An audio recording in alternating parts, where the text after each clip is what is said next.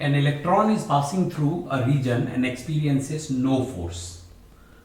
Under what condition is it possible when the region has only magnetic field, both electric and magnetic field, and justify your answer. अब यहां दो situation दिया हुआ है. पहला situation ये है कि सिर्फ मैग्नेटिक फील्ड है, इलेक्ट्रिक फील्ड नहीं है, और उस स्पेस में एक चार्ज पार्टिकल यानी इलेक्ट्रॉन मैग्नेटिक फील्ड के अलोंग मूव कर रहा है, यानी velocity of the electron is along the magnetic field. Now Lorentz force का फॉर्मूला है क्यू वी क्रॉस बी. अब ये cross product will give you q v b sine of 0 degree. यहां क्यों 0 डिग्री?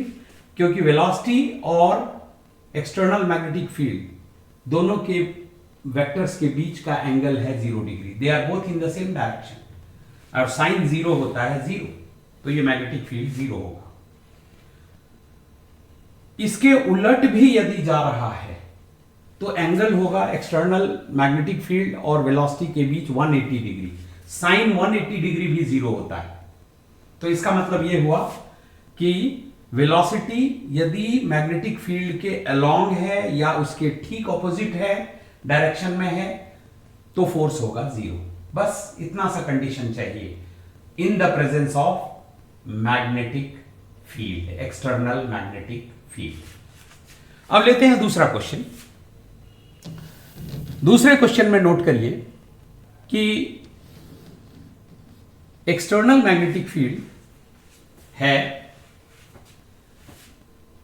और एक्सटर्नल मैग्नेटिक फील्ड के perpendicular direction में electron move कर रहा है. ये देखिए electron is moving in the plane of the board and magnetic field is coming out of the board. तो दोनों के बीच एंगल कितना हुआ? 90 डिग्री.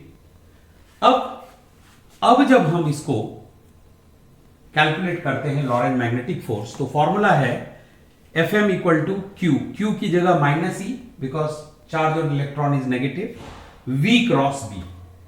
इस माइनस की वजह से ये V क्रॉस B हो गया B क्रॉस V. इस माइनस की वजह से ये हो गया B क्रॉस V. अब आप नोटिस करिए कि B है बाहर की तरफ, पहला वेक्टर B है और दूसरा वेक्टर V है. तो बाहर की तरफ ये अपना राइट हैंड रूल क्या कहता है?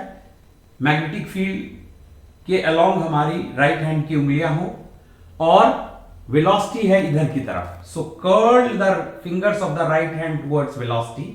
Thumb gives you the direction of Lorentz force. तो लॉरेंज मैग्नेटिक फोर्स का डायरेक्शन आ गया इस डायरेक्शन में. नाउ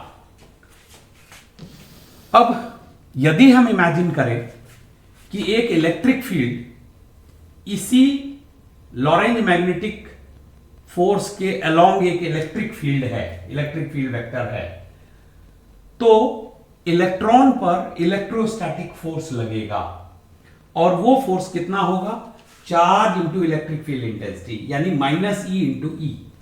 कहने का मतलब इस माइनस की वजह से, यानी इलेक्ट्रॉन के नेगेटिव होने की वजह से इलेक्ट्रॉन पर इलेक्ट्रोस्टैटिक फोर्स इलेक्ट्रिक फील्ड के उलट डायरेक्शन में लगेगा.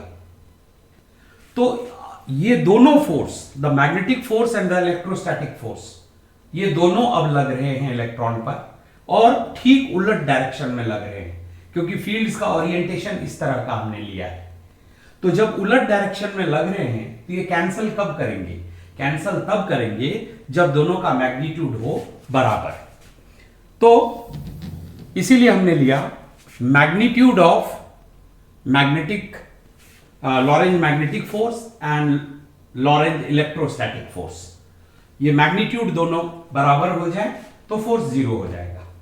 अब आप देखिए इलेक्ट्रोस्टैटिक फोर्स तो E इंटू ई होता है मैग्नीट्यूड में, और लॉरेंज फोर्स यहां हो जाएगा ई वी बी, क्योंकि वेलोसिटी और B के बीच एंगल है, वेलोसिटी और B के बीच एंगल है 90 डिग्री. तो साइन 91 हो जाता है, इसलिए e v b external into this. अब आप देखिए E दोनों तरफ से कट जाता है एंड V की वैल्यू आ जाती है E बाय बी एक्सटर्नल. यानी हमें वो कंडीशन मिल गया जिस कंडीशन में दोनों फील्ड के होते हुए भी इलेक्ट्रॉन पर नेट फोर्स 0 लगेगा। क्या होना चाहिए डायरेक्शन इलेक्ट्रिक फील्ड का? ऊपर की तरफ, मैग्नेटिक फील्ड बाहर की तरफ, इलेक्ट्रॉन किधर जा रहा हो? इधर की तरफ, mutually perpendicular, all three mutually perpendicular. और सबसे बड़ी बात कि ये रेशियो इलेक्ट्रॉन की वेलोसिटी के मैग्नीट्यूड के बराबर होना चाहिए, यानी इलेक्ट्रॉन इस स्पीड से मूव कर रहा हो उस डायरेक्शन में। तो ratio should be E/B external. So under this condition, electron will experience zero net force. Thank you.